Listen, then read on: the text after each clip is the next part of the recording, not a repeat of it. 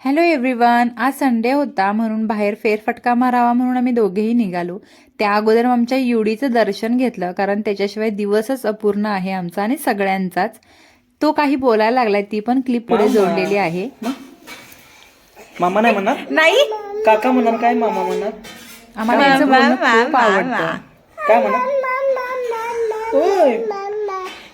खूप छान बोलतो तो. त्यानंतर आम्ही नारळ पाणी पिलं आणि काही घरामध्ये फळे संपलेली तर फळे घेतली, सीताफळ वगैरे काही सगळ्या गोष्टी घेतल्या आणि त्यानंतर संध्याकाळी गार्डनला जायचं भक्तिशक्तीला ठरलं म्हणून आम्ही सगळे चौघेही बाहेर पडलो युडीला घेऊन. युडीला खाली सोडलं की तो बाहेर सतत पळायला लागला आणि त्याला एक मग बॉल घेऊन दिला, मग त्याच्यासोबत तो खेळायला लागला.